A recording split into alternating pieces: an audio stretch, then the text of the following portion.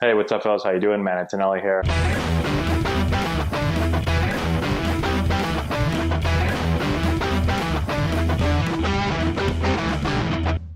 Hey, what's going on, everyone? How we doing? Man, Antonelli here with Antonelli Softball.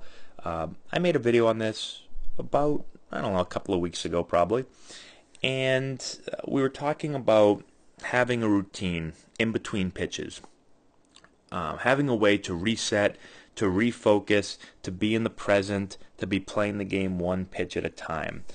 And one way that I think is really, really important is to have a focal point and to take a deep breath. And I want to show you, if you start paying attention, this is something that I like to watch, and you'll get some good shots of it when you're watching games with elite players.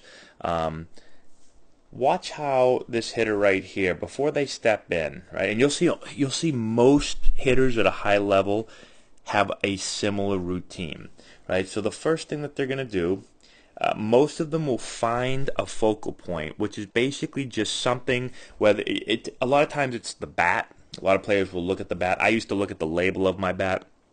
You can see the hitter right here. She's actually spinning the bat, so maybe it's not a particular point on the bat, but maybe it is just looking at the bat in general. And so the first thing that that does is, because I'm focusing on something, it brings me back to the present. It brings me to the here and the now. And so, if you're a hitter, you know that it can be difficult at times to stay and play the game pitch to pitch and not be focused on the previous pitch and not be focused on maybe a couple of pitches down the road. Especially if let's say you have a bad call on you, right? So let's say the ball is pitched and you think it's a ball and they call it a strike, all right, and you don't clear it, you get back in the box, and instead of being ready for that next pitch, you're still thinking about the bad call, right? And so now the next pitch, because you're not focusing on it, maybe you swing and miss at it, maybe you take a good hittable pitch, or maybe you chase a pitch, right? That happens a lot. You let one bad pitch affect the next. Now you chase that pitch, and then you blame the umpire for making you chase that pitch because they messed up on the pitch before, right? And so your at bat isn't one pitch at a time; it's multiple pitches, right? You cannot clear pitches, and that becomes very hard to hit with a cluttered mind. And so that's the first thing, is finding a focal point, right? And then the second thing is the deep breath. And so if you watch her here, I'm going to back it up here for a second again. So she finds her focal point there, and she took a deep, she kind of gave like a quick little exhale here. So a quick exhale here, and then she goes in through her nose, and then she goes out through her mouth right there, and now she steps back in, right? And so as a hitter, you should develop this routine, because this is a really good way, again, to be able to clear anything in the past and get ready for the next pitch.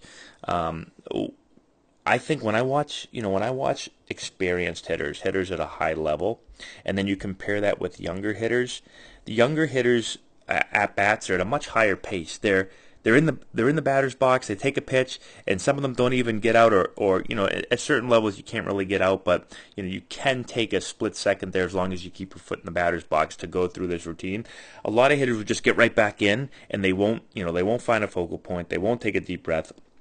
It's almost like they're rushing through the at bat, right? And I need to slow things down. I'm trying to slow the game down.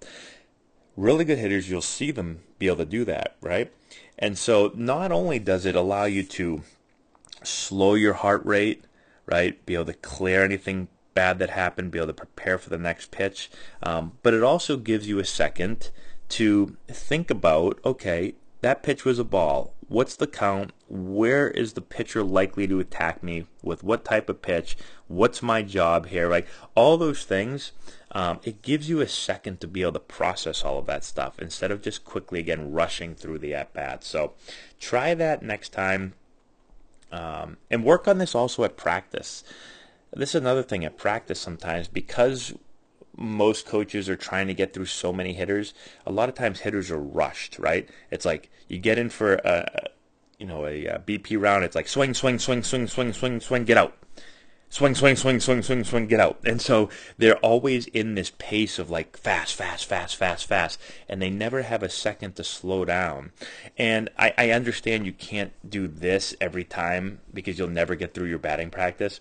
But maybe you find a way to mix this in, right? Or maybe you have whoever's on deck in batting practice, maybe you have a station where they're working on going through an at-bat and working on finding a focal point, taking a deep breath, stepping in, right?